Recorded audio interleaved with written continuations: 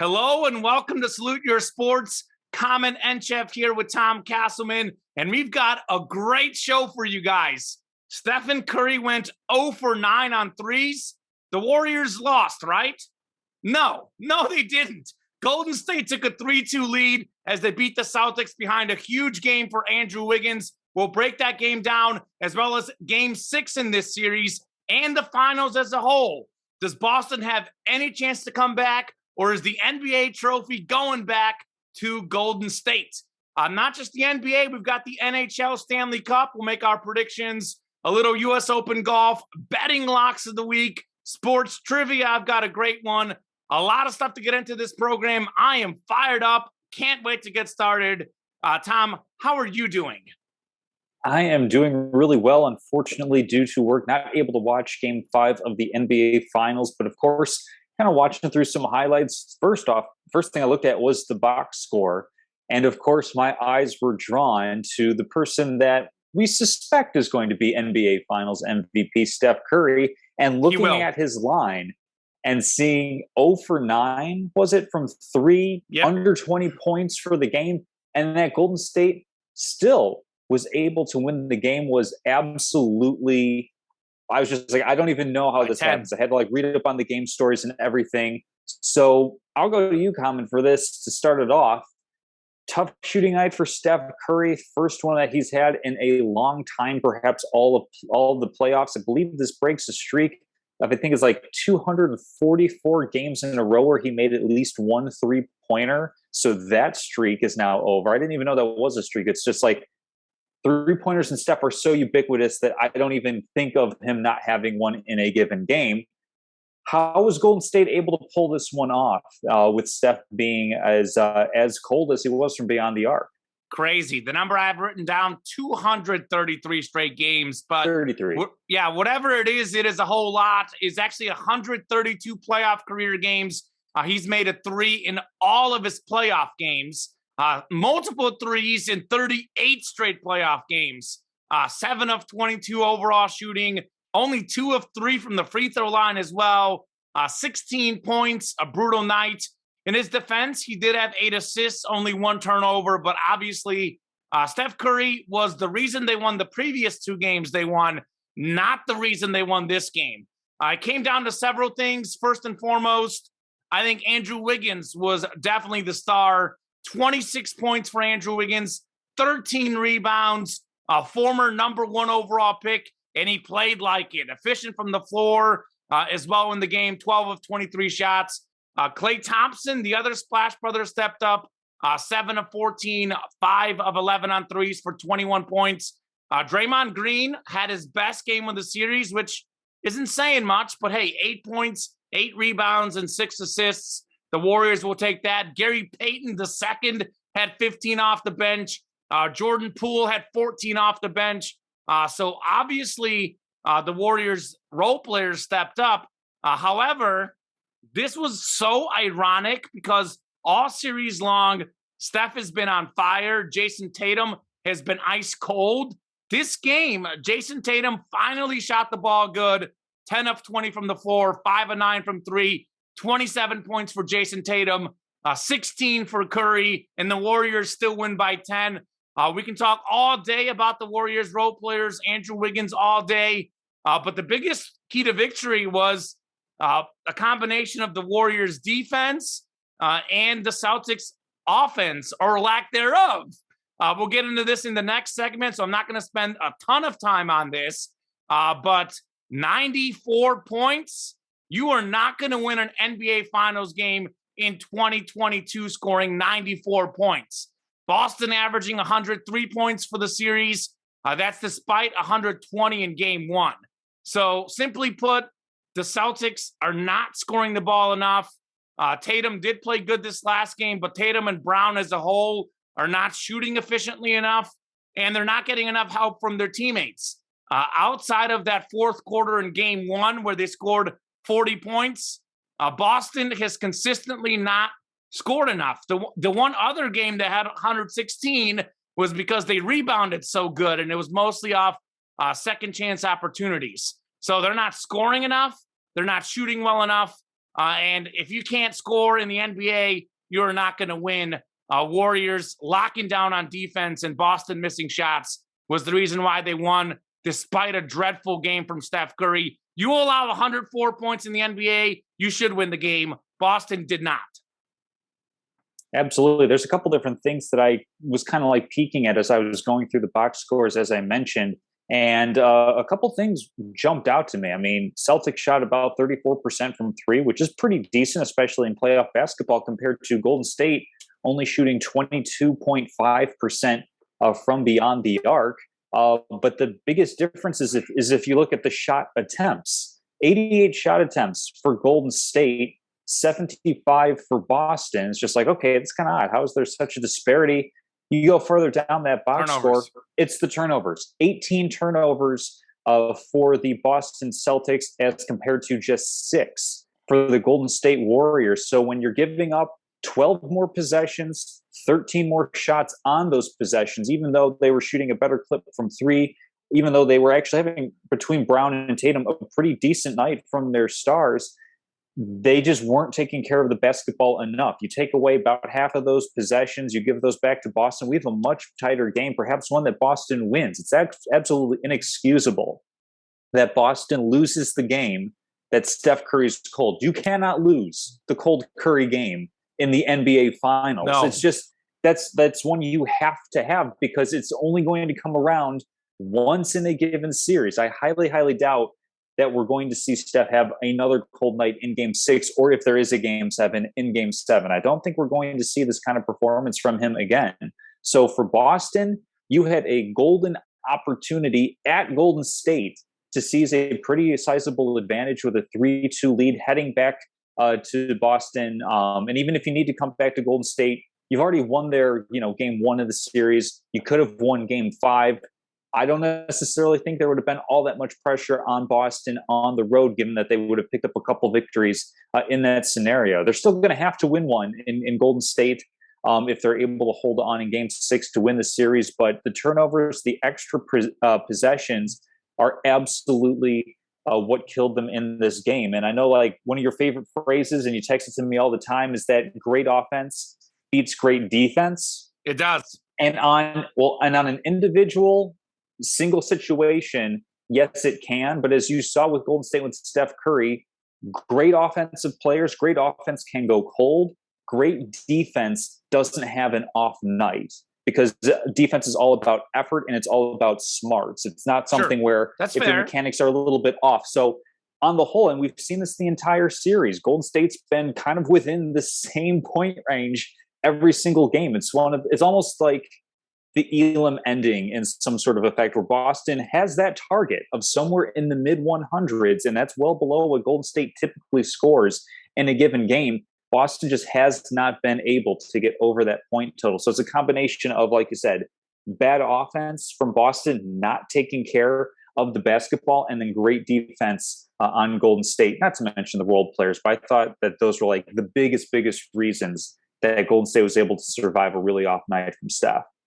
Yeah, and I think this leads into our next point. I'm going to jump right into it. I mean, the obvious problem for Boston is not scoring enough points. And the question is, are the Warriors playing great defense, or is Boston just not good enough offensively, period, to win in the finals? And, kind of alluded to it. Obviously, it's a combination of both. I think the Warriors' defense is one of the most underrated things in sports. You look at what they did in the regular season. They had, I think, the third best scoring defense in the NBA. So Golden State obviously has the ability to play good defense. Draymond Green's a great defender. Andrew Wiggins, I would say he was perhaps the most underrated defender in the league, but he is actually getting a lot of credit finally in the finals, and he deserves it.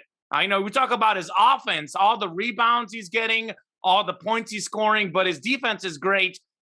Other than Stephen Curry, he's been the best player in this series. He's been better than Tatum. He's been better than Brown. Andrew Wiggins is the second best player in this series, and he is a former number 1 overall pick. So obviously he has the talent, but going into the series, I think most people would have had him, as the 5th best player, 6th best player? Something Some like could go that, even yeah. 7th. I mean, he's definitely stepped up.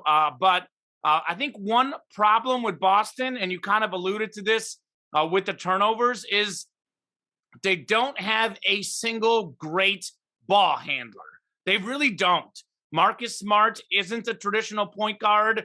He's playing point guard. He's okay at that, but he's not a great dribbler. Jason Tatum, Jaylen Brown, neither of those guys are necessarily great dribblers.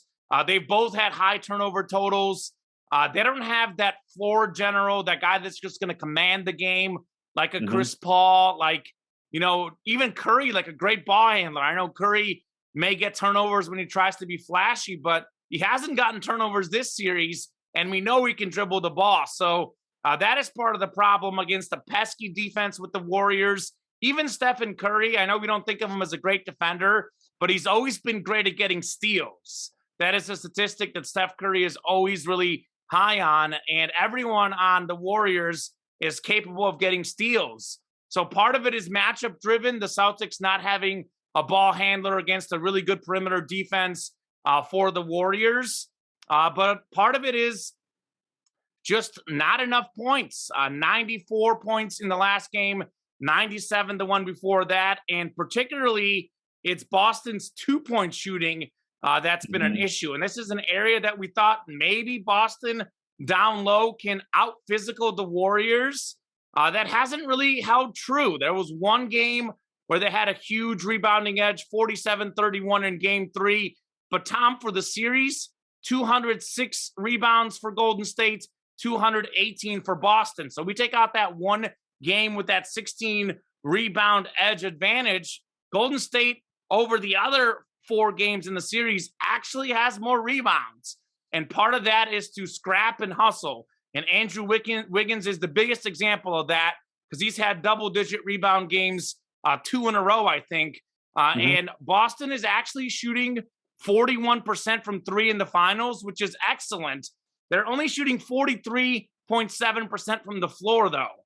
So they're making a very, very low percentage of their 2-pointers. Insanely low for an NBA team. Even in an NBA finals setting, they're basically making what, like 45%? I got to look at the numbers exactly, but they're making a very low percentage of your twos. NBA teams like to be at least 50% on 2-point field goals, at least. Boston, especially now in the modern day game with less mid-range jumpers, you're getting a lot of paint points with your 2-pointers. So Boston's lack of 2-point shooting has been a problem. Jason Tatum, 37% from the floor in the finals. That's not cutting it. So combination of Boston struggling, combination of not having a ball handler, combination of Warriors, great defense. But Boston has done enough to win this series on defense. You're averaging 103 points per game in this series. The last two, 94, 97. They should be up in this series if they were only playing offense. And they're 9th in the playoffs in scoring out of 16 teams. So I know they played a great Heat defense. I know the Warriors are a great defense. But I think this current Boston roster is not good enough to win the championship. You got to have offense and defense to win. And Boston does not have enough offense to win the NBA title. Yeah, it all comes down to contested 2-point shots. I mean, how many drives to the rim have we seen from Tatum, from White, from Brown? And that they don't really make an especially high percentage of them, despite the fact that Golden State doesn't have a true shot-blocking big man in the paint. It's just a matter of great individual defense, staying in front of your man, and then trying to contest without fouling. And sure, that doesn't always happen. But another, great step in the last game, 21 of 31 from the line for Boston. They got to the line twice as much as Golden State did. Difference was Golden State made 13 out of their 15 shots, whereas Boston made 21 out of 31. So even like from the line, from the charity stripe, Boston not capitalizing on those opportunities. And that's really kind of what it comes down to when we look at the championship teams. Is sure, we see the great performances. We've got, game 6 Clay. We've got Steph Curry, dropping 40 points in game 4. We've got, of course, LeBron James and Kyrie Irving when they came back 3-1 and had those spectacular game 6s and 7s. We see and remember all the great individual performances, but the things that we don't necessarily recognize on a day-to-day basis, because it's really not flashy, is do you take care of the ball and do you get free points when they are available to you? Boston has not capitalized on either of those things. I don't think that their offense is especially different from where it was in the regular season. I mean, if you look at those numbers, 111.8 points per game for Boston. Golden State was actually at 111 flat. So on a points per game basis, Boston actually outperforming Golden State by a slight margin. And to be fair, Tom, real quickly, that's because Curry and Clay and Jordan Poole, Draymond, there was a lot of injuries. For sure, I see what you're saying, but I think that Golden State and Boston offense and is Boston really struggled. More. Well, but Boston also really struggled that first half of the year where they were not even, they were like barely in the play-in scenario type of thing. So like both teams like went through their ups and downs. But like I'm trying to get at a little bit is that Boston has been middle of the pack for field goal percentage. Same thing for their 3-point field goal percentage. So really the difference has been defense on Golden State's side and just the sheer number of possessions. You can shoot 80% and I could shoot 10%, but if you only get 10 shots and I get 100, like I'm going to get more type of thing. It's a volume issue at this point, and those are the little things that make a championship team. Basically, that's something that we kind of talked about at the onset of the finals. Is that with the Warriors having been here and done that before, Clay and Draymond and Steph all know what it takes on a team and individual level to win a championship, whereas Boston, a really talented team in their own right, absolutely have earned their way here and are capable of winning the title, haven't really experienced that yet. So this could be a little bit of a growth process, especially when we look at Tatum and Brown kind of on the younger side of the star scale, something that maybe this is what they work on in the offseason to be that extra little bit, because they'll look back at the tape and they'll understand, they'll know what they need to do to get better for the next time to hoist the Larry O'Brien trophy. I know that's like foreshadowing a future topic in our conversation today, but I absolutely agree with you. It's about taking care of the ball. It's about the little things to win in a championship setting that currently Golden State has demonstrated time and again. Boston hasn't. Absolutely. And I think it's interesting because the Warriors at times do get turnovers, but a lot of that seems to be when they're flashy, when they're up in the game, when like the style makes sense. Like when they really have to, I feel like the Warriors definitely are able to kind of, bottle down and not turn the ball over. I will say postseason points, Warriors second in the postseason in points. Celtics are 9th. But again, the defenses do get tighter in the postseason. It is a little bit different atmosphere, but absolutely, definitely looking forward to seeing what's going to happen. I'll have a lot more on Tatum, maybe in the statement of the week, but you kind of just hit on it. I think Tatum and Brown are not ready to be NBA champions yet. I'm not sure if they're ever going to be ready, but at least right now, for sure, their game has clearly regressed in the finals. Yeah, no, it's definitely been put on display that they still have room that they need to grow if they want to take that next step, that there is still a next step in front of them. One that isn't really there because Clay and Steph and Draymond, they've all done that before. So for them, this is a little bit old hat, a little bit returning to, their sense, their peak.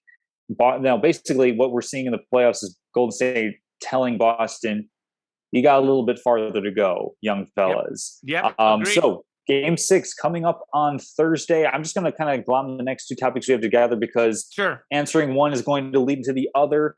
Who do you like in Game 6 in Boston? I believe last I checked, Boston is technically favored by 3.5, although we haven't seen any team cover a spread, like lose a game but cover a spread. It's either been outright winners on either side.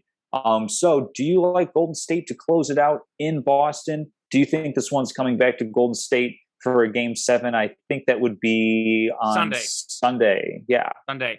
So I'm completely torn. And this series, Tom, has gone, and I'll say this, and I don't want to sound like I'm tooting my horn because I've definitely messed up a lot of predictions, but at least for this one, it has gone exactly how I thought it would go.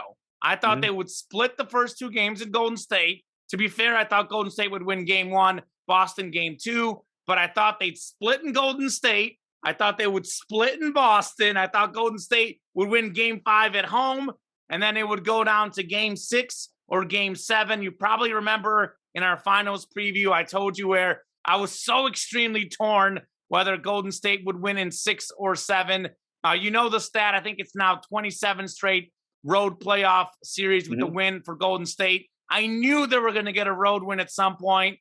So I'm really torn here. I'll be honest. I think this is very much a toss-up. It's a classic 50-50 example. I'm going to go ahead and go with my gut feeling here, which has guided me properly in this series. I did tell you Steph Curry would have an incredible finals series. Up until last game, he was having one of the best of all time, quite honestly, with the shooting percentages. So I'm going to go with the Warriors to win this game. I'm not very confident, and I will preface this by saying if the Warriors lose game 6, I will pick the Warriors in game 7. You might say that's exactly what's going to happen knowing you. However, I am going to say this, Steph Curry has not missed a 3 in forever. You know, we just talked about it, 200 whatever games. He is not going 0 for 9 again. He is due for a big game. Klay Thompson, what is this? Game 6 Klay? Is this the Thunder series? He's going to drop 41 points, 11 threes. Did you watch the post-game conference where Klay is just fired up to be in Boston? I mean, I think the Warriors have that mentality that they want to close this series. They were down 2-1 in one of those final series against LeBron. I think it was in 2015 when they played LeBron and they were down 2-1. It was when Kyrie and Love got hurt and the Warriors won 3 straight. This has kind of got that same feel to it, to be honest with you. I know it's easy for narrative's sake. It's easy to say, oh, well, we're going to go to game 7. And I think a lot of people are thinking that. And obviously, I think it can happen. But we've seen Boston is barely over 500 at home in the playoffs. Warriors, we know, are capable of winning playoff games. Tatum and Brown have not looked right. And I think this last game has to do a lot of confidence for the Warriors guys. You talk about guys who've been there, done that. Well, we know Stephen Klay, but Gary Payton with 15 points in an NBA Finals game, that's got to be a huge breakout for him. Even Andrew Wiggins, 26 points in his first Finals series. Jordan Poole, quietly 14 points, did it efficiently. I think Golden State's really clicking right now. I think that game 3 in the series where they got completely bludgeoned on the glass, I think the team has decided that that's not going to happen. That is why Andrew Wiggins, a guy who's a solid rebounder, but all of a sudden the guy's getting double-digit rebounds. You better believe Steve Kerr talked to those guys. You better believe they came up with a system that's going to say, you know, this is not happening here. So I think the Warriors are simply the better team in this series. Yes, it could go 7, but they've had experience losing in game 7 before. They've had experience in blowing leads. I do think they're going to play with the sense of urgency in this game. Give me the Warriors to take game 6 and win 4-2 in the finals. I think that was my official prediction, by the way. It was. Warriors in 6. So I got to stick with it. Warriors in 6. Well, not too dissimilar from you. I had Warriors in 7, so that's where I'm going to go on this one. I mean, one thing that we've seen in Boston all season long is that Ime Udoka does not let his guys quit. We saw Boston come back basically from being a fringe playoff team to earning the 2nd seed and then steamrolling Brooklyn, getting past Milwaukee next, and then closing out the Heat in a pretty contested series. These guys are battle-tested in this particular playoff setting. So I think at home, I don't really see Boston going out with a poor effort. You could always counter by saying that, you know, young guys haven't been here, they're at home. That could lead to a little bit of TBS type booty syndrome where they're going to be playing a little bit too tight for comfort. But, you know, these guys have been in enough big games where I don't think that's really going to be the case for them. I think that they come out, they win game 6, And then going back to Golden State, of course, game 7, anything can happen. But I'm inclined to think that the Warriors are going to be able to close this one out at home, hoist the Larry O'Brien trophy, which I kind of like from a viewing perspective anyway. It's a lot more comfortable to see the NBA champion, or any champion for that matter, hoisting the final trophy on their home turf if they're able to. I know NFL's an exception to that. Well, not But, last but I year. also get what you're saying with Klay Thompson, wanting to go and win in Boston, just kind of like shut everybody up. I also kind of get that from like the competitive perspective. But I think just aesthetically, it's a better look to win it at home, in front of the home crowd, everybody just kind of like basking in the glory all together. Boston, exiting stage right with some grace and poise. But basically the entire moment being open as opposed to crowd booing the NBA champion. Yeah, So part of it's like, I want it to be that way. Right. You're Storyline Castleman. That is who you are. They call you Storyline Castleman for a reason. A couple quick notes before we move on to the final topic here in our NBA discussion, Tom. I believe, and maybe correct me if I'm wrong, because I didn't have this written down, but I believe they were down 3-2 against Milwaukee and down 3-2 against Miami. Is that correct? I'll go to their you double check that. I'm 99% sure it was 3-2 against Milwaukee, and I want to say it was 3-2 against Miami as well. No, so they were up 3-2 against Miami. Okay. They were down 2-3 to Milwaukee. Okay, yeah, that's correct. And then of course, they swept Brooklyn. Yeah, they swept Brooklyn. Okay. So, but the point is they have come back from 3-2. But the other point is, you talk about game 7 on your home court. Warriors lost game 7 on their home court against LeBron in 2016, Kyrie, etc. So that is something they don't want it to get there. They don't. Right. So Boston has come back from down 3-2 once, not twice in the playoffs, but once. They did win game 7 on the road. Maybe that's what I was thinking about. Them winning game 7 on the road at Miami. In Miami, yeah. So that's why I got that confused. My bad. But it'll be fun. It'll definitely be fun. I think we'll get into this next topic here, but if the Warriors win, I mean, Curry's going to win MVP, right? And we'll get into the next talking point here. Could be Andrew Wiggins if you want a bit of a long shot. Oh, God. Here we go again. Here we go again. It's going to be Curry. Unless, he literally, knock on wood, is not able to play in the next couple of games for whatever reason. That's the only way that he's not Finals MVP, with Golden State hoisting the trophy. It would take an unfortunate incident for that to happen. So how badly does Curry need the MVP for his legacy, Tom? That's our final talking point here. I don't think he really needs it, quite frankly. I mean, I guess it depends what is his legacy, and his legacy is a literal game changer as far as style and tactics go. I mean, he's won regular season MVP. He's been a multi-time NBA champion.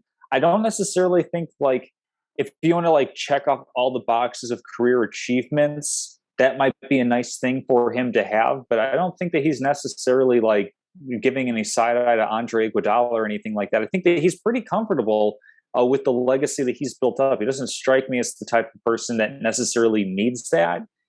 And to be honest, I don't think it really matters. I don't think I don't think we would regard Steph in any greater or lesser esteem if he doesn't have a Finals MVP. He's got regular season MVP, which I think is way more important. He has NBA championships, which obviously way more important. He has all these different shooting records, way more important than was he named the best player in a 7-game series. I don't think that really matters a lot to the legacy. So would be nice, absolutely. I'm not going to think any more or less of him if that doesn't happen. I'll get into the question real fast, though, real quickly. Is he a top 10 player of all time for you? Putting me on the spot, I would. Yeah. So Jordan, LeBron. Yep. Wilt, Kareem.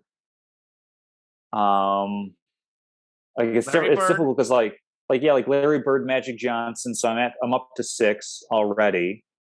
So I would just say like borderline, because then it kind of gets into like, okay, how do you rank, Tim Duncan versus Steph Curry, and like Steph Curry.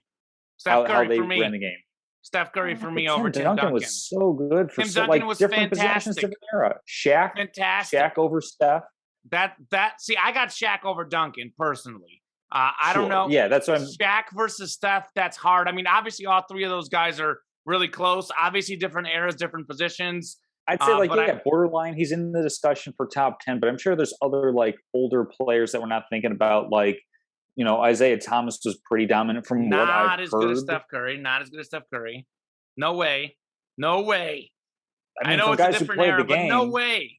No way. Isaiah Thomas has nothing on Steph Curry. From the guys that played against him, they said Isaiah Thomas was the greatest point guard of all time. Nah, I know a lot has even the changed in best the in his past era. 20, 30 Magic years. Johnson was better than him. I'd say like Steph is a borderline top 10 all-time player, but Yeah, I'd have to like look at everything. And I agree with you. Sometimes 6 through 15, we're splitting hairs. But for the Sure. sake of argument, I would definitely put him in the top 10. Would he be in the lower half of the top 10? Absolutely. But I would put him in the top 10. Again, I don't think there's 10 basketball players all time better than Steph Curry. Given his handles, given his shooting, given how much, like I think Steph Curry is better than the statistics show. I talked about that the last couple of weeks. The amount of attention that he commands, it just makes the game so much easier for his teammates. He gets a lot of hockey assists. I know the NBA doesn't measure hockey assists, but Steph Curry is amazing at hockey assists because he's not necessarily as much ISO as some of the other stars. Not to say that he gets a ton of pick and rolls. He does do a lot of ISO. Every star does. But Golden State's team is a little bit free-flowing, a little bit more ball movement, etc. So that's something to think about. As far as Curry and needing this for his legacy, as far as what I think, Tom, I 100% agree with you. I think that Curry has done everything he needs to do. He's won multiple NBA League MVPs. A short 7-game series does not define you. He's also played great in most of the finals and finals games he's played in. You know where I stand on this. Iguodala did not deserve MVP in that series. He played good on LeBron. LeBron still put up numbers. Curry scored more points. Curry was more valuable in that finals run. The Durant series, I can make a very good argument for Curry having deserving MVP one of those series. I believe it was the second one. Durant ended up averaging slightly more points than him, but it was like in that series, Curry was the best player, but Durant had one crazy game. Curry had one bad game. But if you looked at the series as a whole, Curry was actually more valuable. So I can sit here and say that he already deserves 2 NBA Finals MVPs. And we're splitting hairs. You look at him and Durant over the playoff runs. Curry's playoff statistics were just as good as Durant all those years they played together. And so I think that it's not fair to say that, Durant was the MVP, Curry wasn't. It was like 1-1. That's how close they were. However, I think you and I, Tom, we have a lot more reasoning and logic than most people in this world, even among basketball analysts. I think there are a lot of people, more than half, I would say, do think he needs this for his legacy. I think the perception around basketball circles is that he was number 2 to Durant because Durant won the NBA MVP. It was that he underperformed and Iguodala won the Finals MVP. So he needs a Finals MVP. The 3 rings with 1 MVP or no MVPs don't look as great on his resume, as you were saying, as his checklist and his perception. I think this is massive for his legacy, especially when we're talking about top 10. I know we're splitting hairs, but I mean, I think a lot of people will put him probably just outside the top 10 without that Finals MVP. With the Finals MVP, I'm willing to venture that a lot more people will put him in the top 10. So I think as far as general basketball perception, I think it does matter for his legacy. Even though I agree with you, to me, it doesn't matter. To you, it doesn't matter. To many Mhm. people, it doesn't matter. But for more than half the fans and more than half the analysts and reporters and NBA players, etc., I do think that a Finals MVP would be very big in his legacy.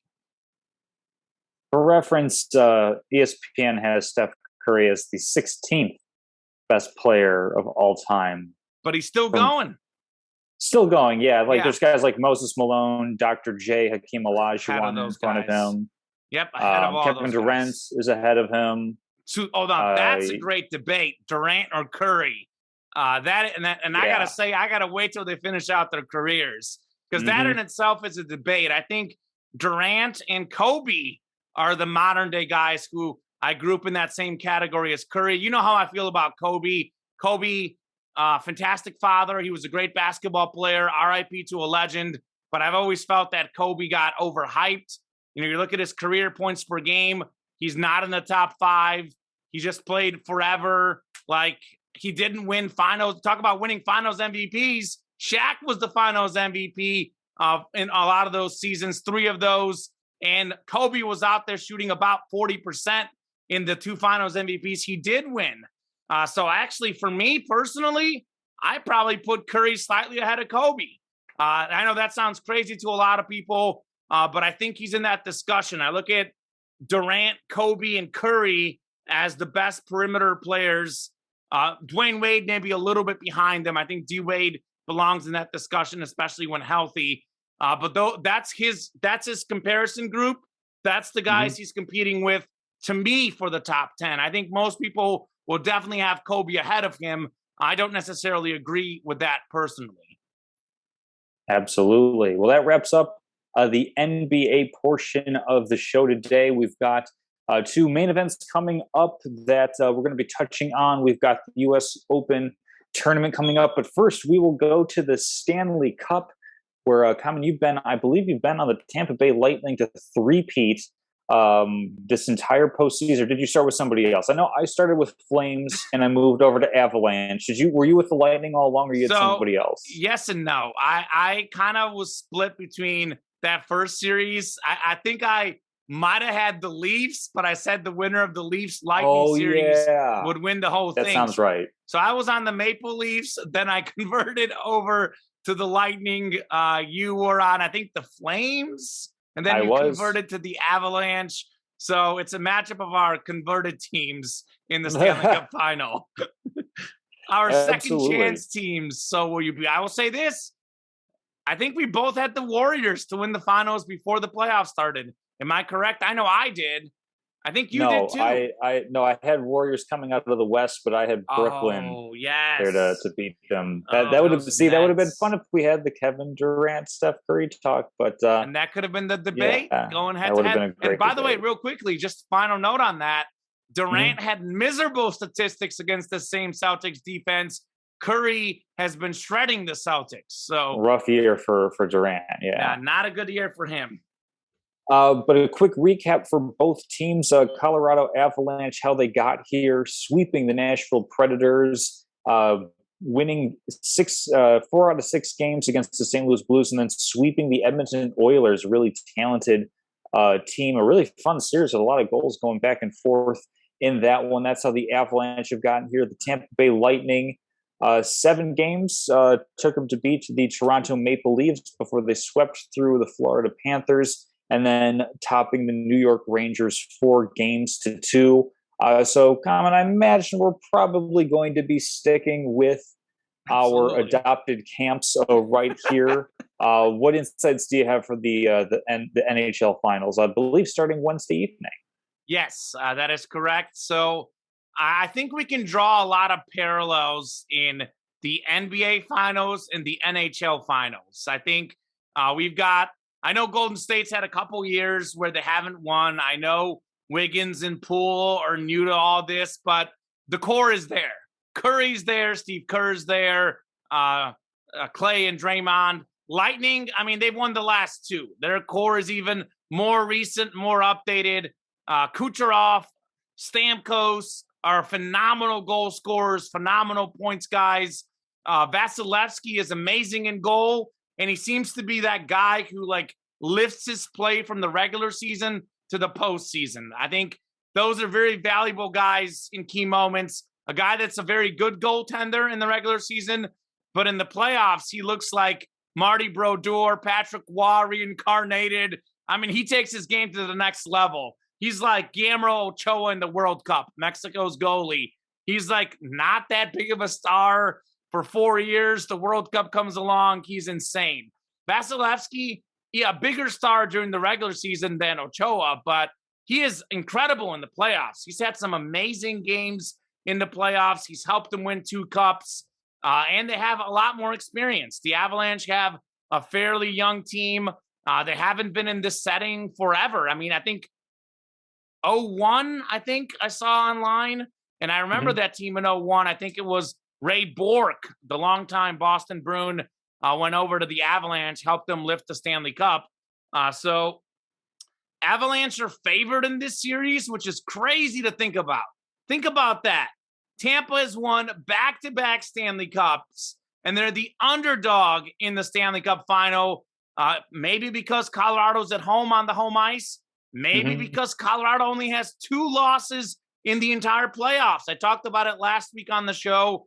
That is tied for the least losses entering a Stanley Cup final, tied with a bunch of teams. A bunch of teams have had 2 playoff losses. No one has gone undefeated or 1 loss heading into the Stanley Cup finals. So it's definitely a toss-up. They're 2 great teams, but I think the Lightning don't need the home ice. They didn't have the home ice in the last series. Lost a couple games early against the Rangers on the road, but then they took care of business at home. And then when they had to win on the road, guess what? They did. So home ice doesn't matter if you're a back-to-back Stanley Cup champion. I think in this case, home ice doesn't mean anything to me. It really doesn't, because these guys are seasoned, they're experienced. I like Tampa Bay's experience. Maybe Colorado wins it all next year, but this is still Tampa's time here in 2022. Yeah, for me, I'm going to stick with the Avalanche. Just like I haven't been following them super closely all throughout the season, of course, but from what I'm seeing, their defenseman, Cale Makar, is just a phenomenal player. And he's definitely not a one-man band. I mean, from what I'm reading on some of these recaps, just Colorado is really, really talented on all 3 of their defensive rotations, all 4 lines. They have a lot of guys that they can throw at you.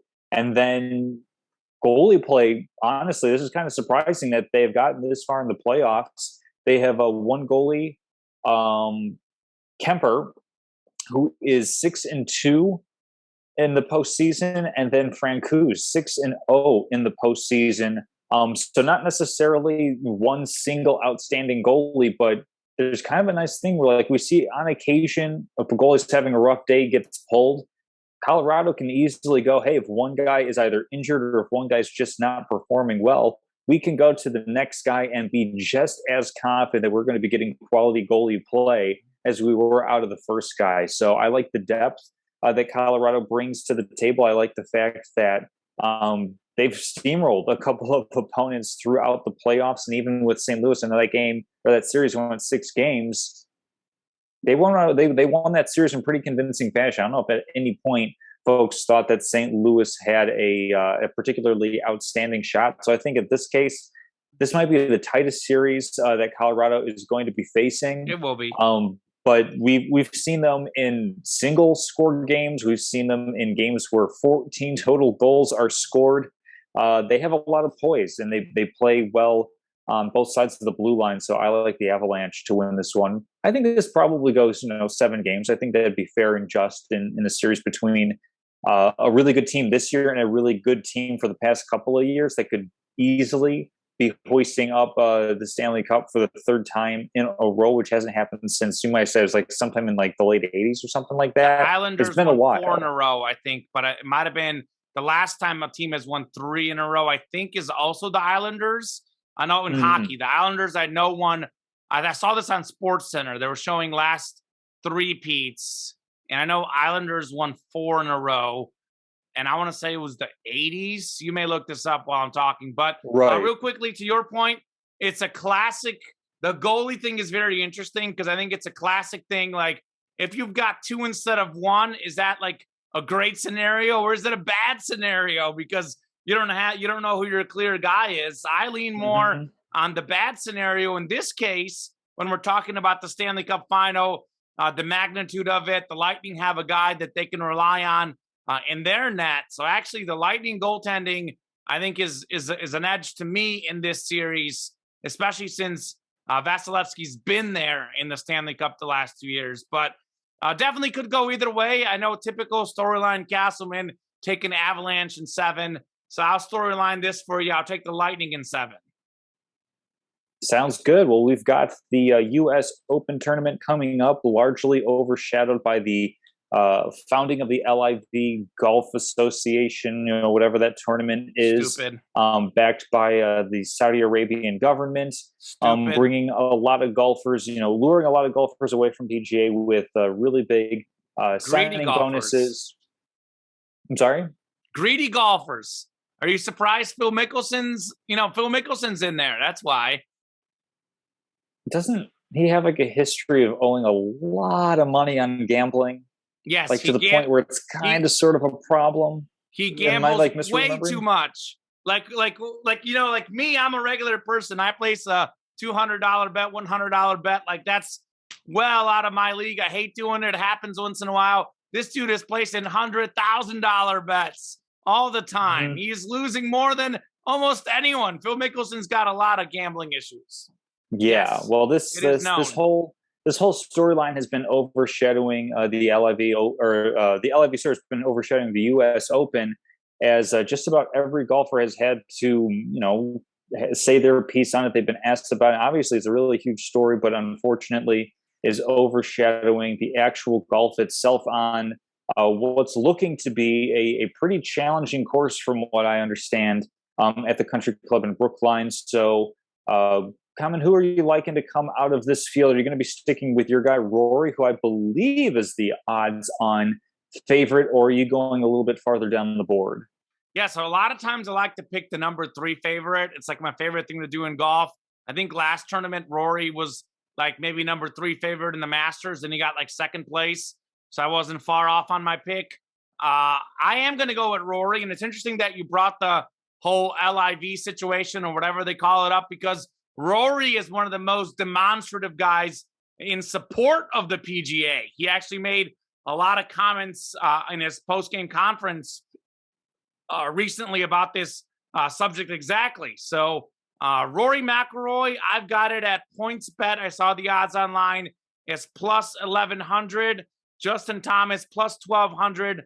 Jon Rahm and Scotty Scheffler plus 1,300. So there's obviously no clear favorite. I think all 4 of those guys are basically similar odds, but technically Rory is the slight betting favorite. And I'm going to go with Rory because he is simply playing the best golf right now. The last major we had, he got second place at the Masters, played great down the stretch. And then the Canadian Open was the most recent tournament he just played in. He just won a tournament leading up to the Masters, not the Masters, the U.S. Open, I'm sorry. He's already won the U.S. Open. I know it was a while back, but he has already won on this golf course. So give me Rory to take home the U.S. Open, which will be without perhaps the most famous U.S. and, quite frankly, most famous golfer of all time, Tiger Woods, taking some time to rest up, which makes sense. Coming off that major injury, we saw Tiger make the cut in a bunch of tournaments, but then struggle mightily on Saturday, even withdrew from his last tournament on Sunday. So no Tiger here. It is time for King Rory. But look out for my other adopted golfer, Jordan Spieth, to do well as well. I'm reading Justin Thomas on my notes here, and I see Justin. Jordan Spieth, I think he's like, the 5th or 6th favorite? You've probably got the odds pulled up. Jordan's not in front of me, but something like that. Other guy to look out for. You're going to go with Matsuyama or Morikawa. By the way, I saw Matsuyama got in deep trouble a few weeks ago for using some type of club he wasn't supposed to. So you might look that info up on your boy Matsuyama. Well, actually, I'm going with Will Zalatoris as my pick to win the Ooh. U.S. Open. Okay. He has finished tied for 8th or better in 5 of his last 7 majors this year, or tournaments this year. So I expect him to very much so be in the mix heading to the back 9 on Sunday. So look out for Will Zalatoris. He can caddy for Adam Sandler anytime. Excellent. Excellent. Isn't that was the same name as Adam Sandler's caddy in Happy Gilmore or something? It was that he looked a lot like the looked a lot like him. Yeah, that's what it was. Love Happy Gilmore. Probably my favorite Adam Sandler movie of all time. Would you agree? Can't really say I've viewed that many Adam Sandler films, to be honest with you. I've never seen Happy Gilmore. Oh my gosh. I haven't seen Click. What other one? Like 50 First Dates is that one? Oh, haven't seen Billy Madison. Philly 50 First Dates is great. All right, Tom, you gotta I've seen Little Nicky. I enjoyed that. Okay. He's the devil's son. Yeah. Tom. That was pretty enjoyable. Oh, you don't mess with the Zohan. There we go. Go watch Happy Gilmore. That's your job for this weekend. Watch Happy Gilmore. You don't mess with the Zohan. That's where I'll stick. I remember really enjoying that movie. All right, there you go. All right, well, hey, we just talked about betting and odds. Time to go to betting locks of the week. Oof, I believe this is tied for our worst week ever. I don't think we've ever had an offer, but we did have almost an offer. We were 1-8 as a show. You can't win them all. And it's funny because a lot of times our show tends to either have like a really, really good week or a really bad week. Like we do have some weeks in between, but it tends to be that we live in extremes. The week before, we were the extreme good. This week, the extreme bad. And ironically, the week before, we were really, really good. And I didn't do as great. This week, I was the only one that got a pick right. You and Drew, and surprising, you went 0-3, Tom. You've been so hot. You're like well over 500 on the season for the records. So really, really shocking. You're 7 games over despite an 0-3 week. You did have Derek White over 11.5 points in the NBA Finals Game 3. He had 7. Draymond over 21.5 points, rebounds, assists. He had just 9 total. And then you had Al Horford over 11.5 points. He got 11. I had the same pick. We both got barbecued. He had 11 points after 3 quarters. No points in the 4th for Big Al, the veteran. So I missed that pick as well. I did miss the Warriors plus 3.5 against the Celtics. In that game, Celtics won by 16. And then I did hit Curry over 28.5. He had 31 in game 3. Drew had UEFA Nations League, Belgium, Poland under 2.5. 6-1 Belgium, 7 goals there. Tennis ATP, Oscar Ott, Denis Shapovalov, under 22.5 games. It only went to 2 sets, but it was 7-6, 7-6. So 26 games. And then finally, Portugal, Czech Republic, UEFA Nations League, over 2.5 for Drew. It was 2-0 Portugal, only 2 goals in that game. Drew, for this week, he's got the Lightning over the Lightning Avs over 6 goals in game 1 of the Stanley Cup Finals. He's got the Celtics minus 3.5 over the Warriors in game 6. And he did go some U.S. Open golf. Webb Simpson to finish top 40 at the U.S. Open at plus 100. What do you have, Tom? All right. So I am going with a couple of baseball games for June 15th. So that'll be Wednesday. We're recording on a Tuesday just to give the people a little opportunity to jump in on the action if they want. Give me Spencer Strider and the Braves minus 1.5 runs over Eric Fetty and the Nationals. That is at even money. I like to hand out plus money where I can. So Jack Flaherty is debuting for the Cardinals tomorrow as they take on the Pittsburgh Pirates. For plus 115, you can get Cardinals minus 1.5 runs. So far, they've won their past 2 games against the Pirates by 2 runs apiece. Pirates just don't really score all that much. And Paul Goldschmidt has been absolutely on a tear for St. Louis. So give me either Cardinals minus 1.5 there. And then I'm going to go for an NBA Finals series score prop. Okay. The one I'm going to lock in is Warriors 4-3. You can get that at plus 140. Ooh, plus if money. If you wanted to, Celtics 4-3 is at plus 275. So if you want to do something with a bit of a hedge, you could. And basically, you're just hoping that Golden State does not win Game 6 on Thursday night. And either way, you come out with a little bit of a payday. But I think Warriors win in 7. I said that at the beginning of the series. I said that earlier in the show. So may as well triple down with it on locks of the week. Warriors win the series 4-3 at plus 140. All right, I'm going to triple down as well. I had the Warriors to win the NBA Finals in 6 games before the series started. I had Warriors in 6 during our prediction in the program. So if you want to have a little bit of plus money, go ahead and pick the Warriors outright. Every game's been decided by 10 or less, or 10 or more, rather, excuse me. So if the Warriors are going to win Game 6, they should win outright. However, for the sake of our locks, I'm going to keep it at 3.5. I'll take the 3.5 points. Maybe we have a close game finally down the stretch. Maybe Golden State loses, but they covered 3.5. So I'll take Warriors plus 3.5. I love the fact that it's Game 6 Klay time. 41 against the Thunder a few years back. Look for another big Game 6 Klay performance. Steph Curry, 0 of 9 on threes. That's not going to happen again. Steph will hit some shots in Game 6. Celtics have struggled at home in the playoffs, barely over 500. Warriors are a great road playoff team, 27 series in a row in the playoffs. They've won a game, so on the road, that is. So give me the Warriors plus 3.5 in Game 6. And I told you before the show, I'm going bias picks today because might as well. Why not? We're winding down to locks of the week for season 2. So at this point, it doesn't look like I'm going to catch you for the overall lead. So I might as well go with a few bias picks. I will say this. I don't make bias picks. I go with what I typically really think will happen, like how I picked Real Madrid to win, even though I wanted Liverpool to win. So I do believe these things will happen. I'm not just putting them out there for the sake of putting them out there, but I'm going with what I think will happen and what I want to happen. So give me Curry over 28.5 in Game 6 on the point total. That is at minus 110 on DraftKings. Curry's hit that over in 4 of the 5 games so far. I had a bad game the last game. I think he's due for a big game. So Curry should get 29 or more, no problem. And finally, Klay Thompson over 20.5 at plus 100 or even money, as you would say.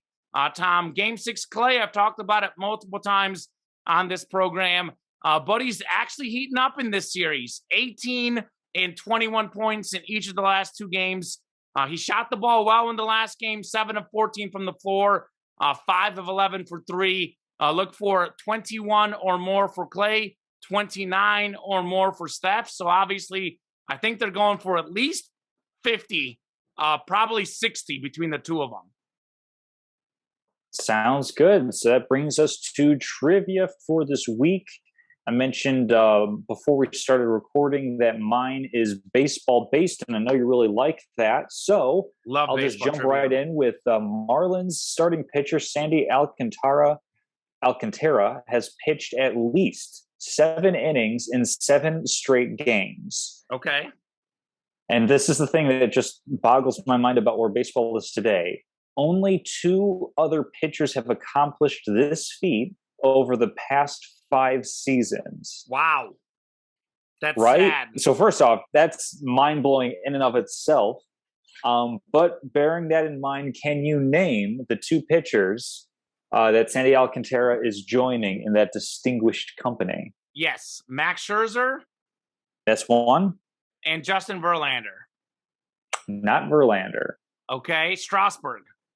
Nope. Strasburg's been out with like some thoracic syndrome injury that he's right, had. But you're saying over the last 5 years, so this could have been like 3 years ago. that's right. Yeah.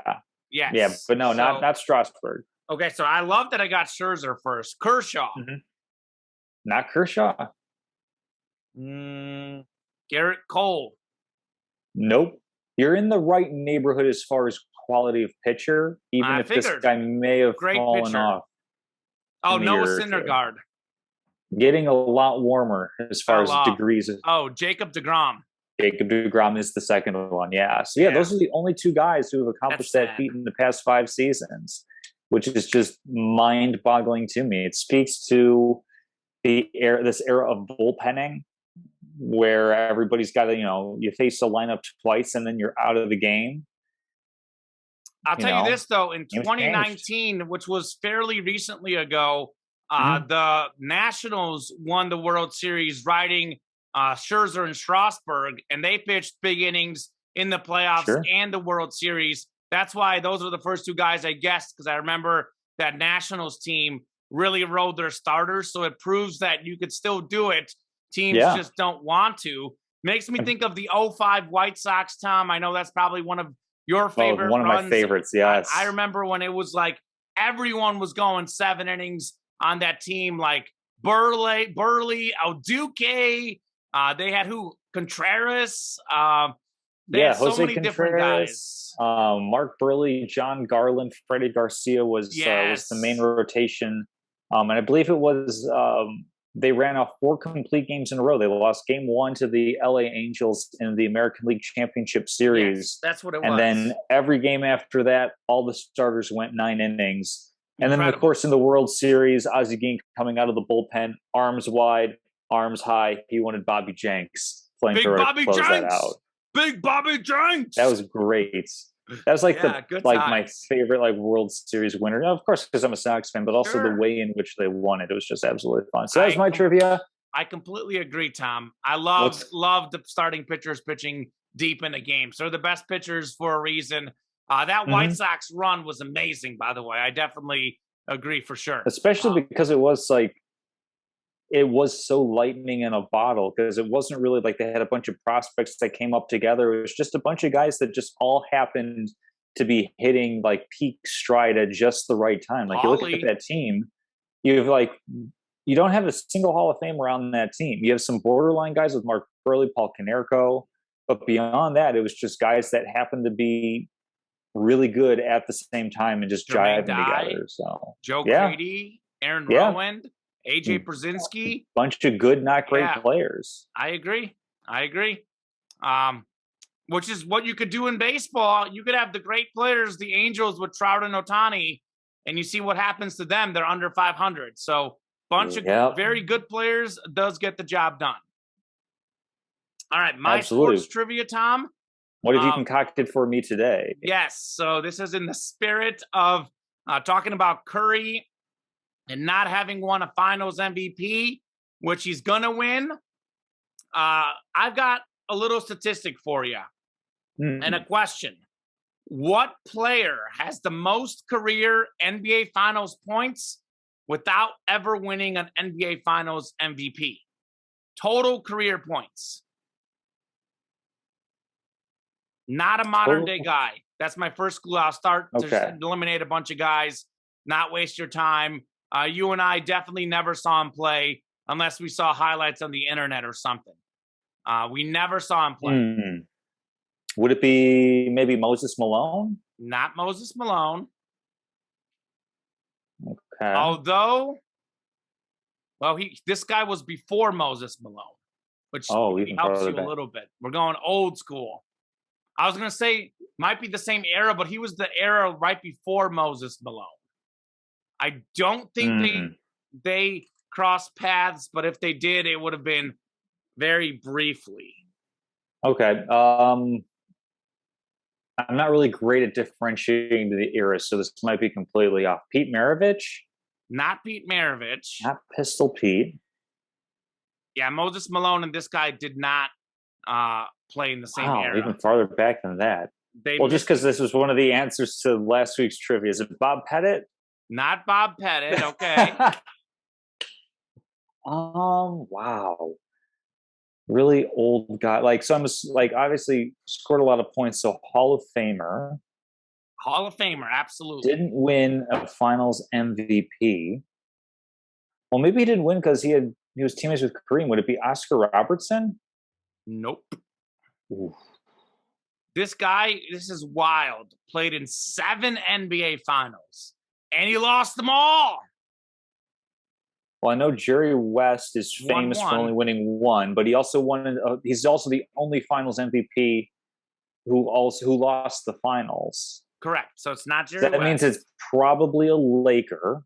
Okay, we're getting warm. We're getting very warm. Elgin Baylor? Elgin Baylor. Nicely done, Tom Castleman. I had to put that all together. Lost 6 finals against the Celtics, 1 to the Knicks.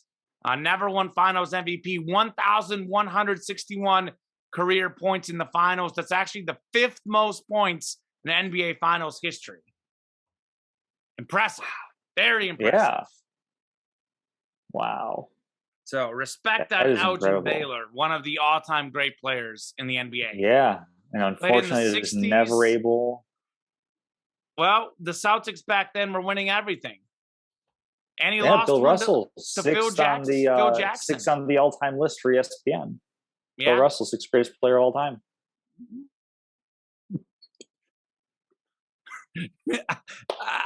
Do you want to be here all night? Do you want to be here all night, Tom? We can jump into statements of the week. I won't make you call an audible on that one. But I just have to say it real quickly. Played with some of the greatest players of all time. Statistically averaged about twice less than Will Chamberlain for points. And he was like a 14, 15 points per game scorer. So that's all I'll say. All-time legend. He's got the most rings. He definitely belongs in the top 20. I don't even have him in my top 10, though. But that's just me. We'll move on to statements so you can eat dinner tonight and spend some time with your wife.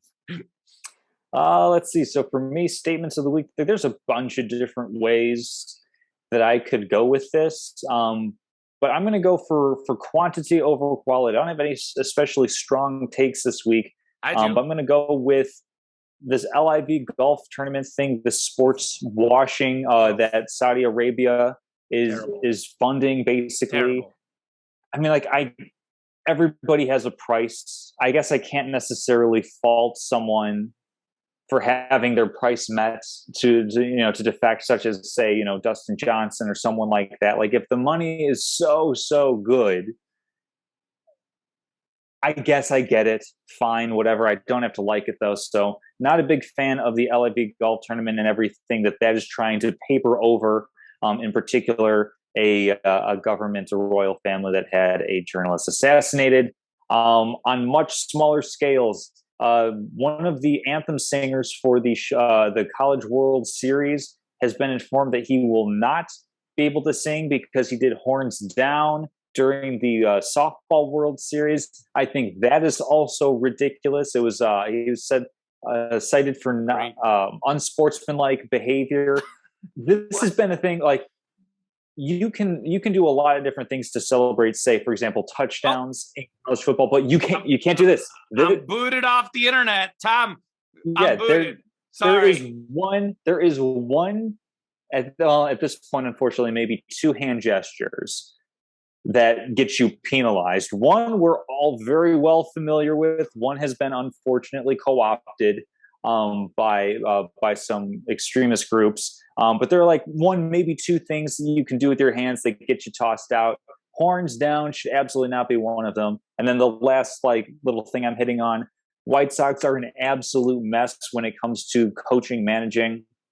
Tony La Russa walking Trey Turner on a 1-2 count. Intentional pass allowing to first base Max Muncy. The next hitter absolutely crushes a ball. That wasn't a case of second guessing a decision. That was first guessing. You look at anybody's numbers when they have 2 strikes against them, they are not going to be very likely to get a base hit. That was a really just dumb decision. And then third base coach for the White Sox, Joe McEwing, getting in an argument with Lance Lynn in the dugout. I believe it was over defensive positioning, but Lynn said it was a disagreement over steak, that Lynn is more of a ribeye and potatoes guy. McEwing is more of a filet mignon and Caesar salad. Comment if you have to go ribeye or filet. Which one are you going? Filet is overrated. Ribeye is delicious. Without question, ribeye. That is one of the easiest questions I've ever heard, Tom. You have arguably the best steak of all time against the most overrated steak of all time. Easy question. On flavor, I agree with you. On digestion after the fact, I have to go filet mignon. I feel a lot better after eating a filet than I do a ribeye. So once upon a time, absolutely. Nowadays, I gotta, I'm going holistically. It's not just about the enjoyment of the meal. It's about the enjoyment of the evening after the meal.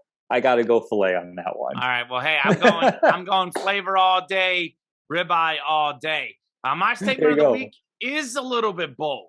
So the first part, I'm sure you can probably agree with. The second part is where it's going to get bold.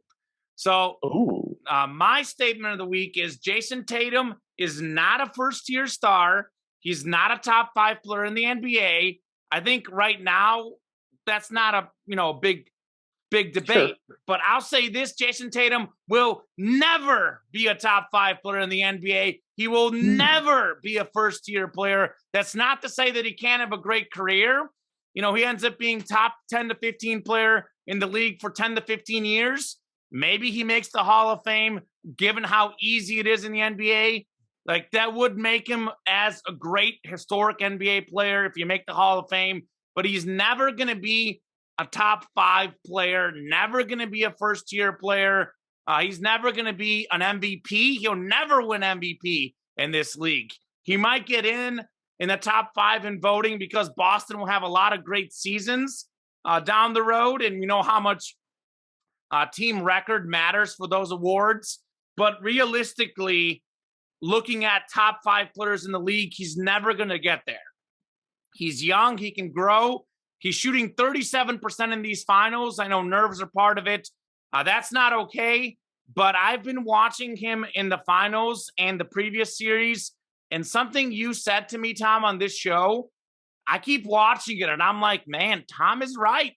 Like, it never seems particularly easy for Tatum. He gets a lot of buckets where he seems like he's struggling.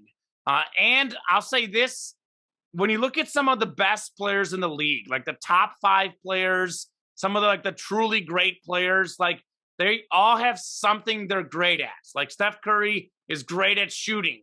LeBron is a fantastic athlete and a passer.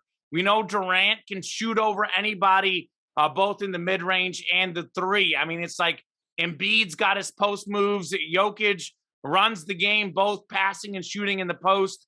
Those are elite level players at a given skill. We had Michael Jordan with the mid-range jumper. Kobe did the same thing. Shaq in the post game, Duncan off the glass. Wade was a great athlete in his prime. There is nothing that I look at Tatum that he's particularly great at. I'll say this. I think he's good at everything. He's a good shooter. He's a good athlete. I think he's a good defender, but I don't think anything is fantastic about him. I think he doesn't get as many easy buckets as he can driving the hoop. I think he does miss a decent amount of layups at the hoop. I think he's a good shooter, but he's not shooting out there, 40% from 3 regularly. He's in that 45% range from the floor, 38% from 3, which are both solid for a perimeter player, but not necessarily great. His dribbling is not particularly great. I mean, you look at Kyrie Irving, he's got the dribbles. Steph has the dribbles. Isaiah Thomas was a legend. He had that great skill of dribbling. Tatum can at times be careless with the ball. And I think he's a decent athlete, but compared to some of the freaks we have in the NBA, he's still a little bit skinny. He's not necessarily the most athletic player in the NBA. Jayson Tatum is a perfect example of a really well-rounded player that is good at a lot of things. His passing has improved, but he doesn't have the passing ability as some of these other guys who can ISO and consistently shred you both ways. So he has room to grow, but when you look at the elite level players, they had elite level skills that we saw right away. We can tell right away LeBron was a freak of level athlete. Right away, Luka Doncic was known as a really, really crafty player that had incredible skills. Larry Bird could shoot, Magic can pass. He's going to improve in all of these areas, but I don't think he is elite enough in any area to be a top 5 player in the game. I think he's going to be a very good player, but I don't think Jason Tatum is a truly great player in the basketball league. The great ones, it looks effortless. For Tatum, it certainly does not. And that's not taken away from him. He's very good. Not a top 5 player ever in any NBA season during his career, in my opinion. Yeah, I mean, I'm not going to go that far. I'm going to say that, like, obviously he's 24 years old, so still has plenty of time to grow. He, like, technically hasn't even really hit his athletic peak yet. That's going to be coming up over the next 3, 4, 5 seasons. You know, it's certainly taken him a little bit of a different path. I mean, you look at his first couple years in the league, you know, decent player, but certainly we've seen over the past 3 seasons, age 21, 22, 23, this is where he's picked up and jumped from, 15 points a game to 23, and then a couple consecutive seasons of 26 points. And the big adjustment for him this year has been defense and becoming a two-way player. I think that if he's able to, limit the turnovers and get better at being a more efficient scorer, I think that he definitely has potential to be one of the top 5 players in the NBA at some point, just because we're going to start seeing Steph Curry age out. We're going to start seeing Kevin Durant age out a little bit. And while it's still going to be a really, really crowded field, I mean, you've got Embiid, Jokic, Giannis, Luka, Ja Morant. Luka, yeah, Giannis, absolutely. Ja Morant. Those are your top 3 players for over the next 10 years. Like, so it's going to take. Who's going to knock off? Like Devin Booker. Sure. I think Devin Booker, is just as good, probably better than Jason Tatum personally. That's where it gets debatable. I think he's going to be pushing that top 5. I think that he's going to be. There's going to be Embiid seasons. isn't that old. Embiid isn't that old. Sure. You got to have Embiid in there, and I'm trying to think who else I would throw in there. I think it's going to be that Jason Tatum is going to have a couple of seasons peppered throughout that he's going to be a top 5 player in the NBA. Trae Young even also? Even though he's not necessarily... I'd take Tatum over Young, to be perfectly honest with you. I think it's like an interesting thing, like as far as like connections go, is like, to tie in Kobe. I know we've mentioned Kobe, we've mentioned Michael Jordan, both in earlier segments. Kobe modeled a lot of his game after Michael Jordan, and Jason Tatum models a lot of his game after Kobe. Kobe was a really, really important mentor to Tatum as he was coming into the league and developing.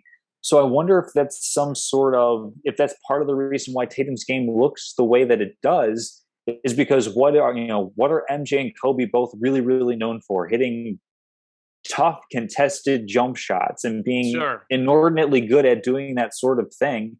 I wonder if this is something where maybe Tatum refocuses his game a little bit, gets a little bit more efficient at shooting threes, finds a better way of getting more efficient twos. I don't know. But definitely Michael was, of course, a top 5 player in the NBA through large swaths of his career. Kobe at varying points was a top 5 player in the NBA. I think Tatum has it within him to do that. I don't think it's slam dunk the way that, say, Kevin Durant or LeBron, like you said, but that's really, really select company.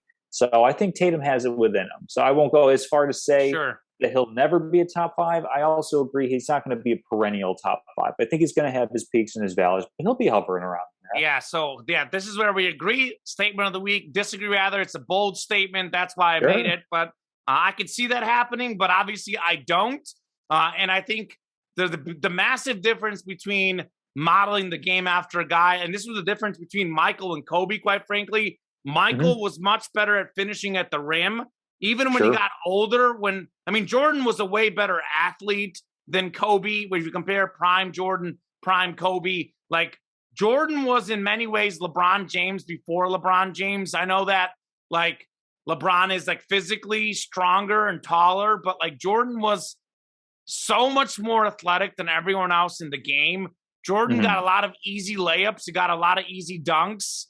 And Kobe didn't get as much as him. That's the big difference. But even Kobe, I think Kobe was a little bit more capable of scoring off the dribble in transition.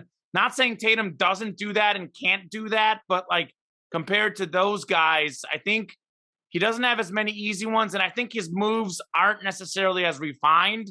Like there's something about like a tough MJ and Kobe fadeaway jumper. It still looks smooth.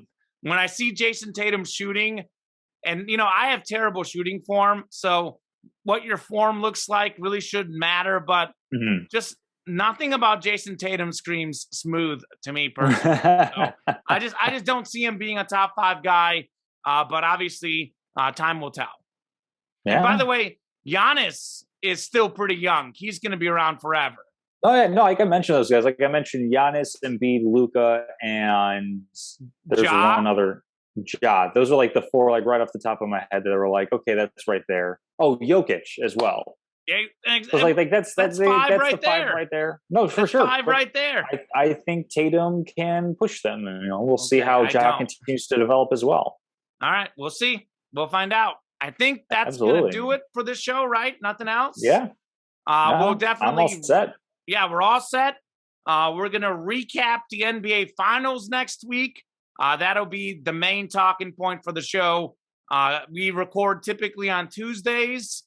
Game 6 on Thursday. Game 7, if it happens, on Sunday. So next week, we'll recap the NBA Finals. We'll get into plenty more sports. Thank you, Tom, for another fun show. Looking forward to seeing you next week. Looking forward to it, Colin. Take care. You too.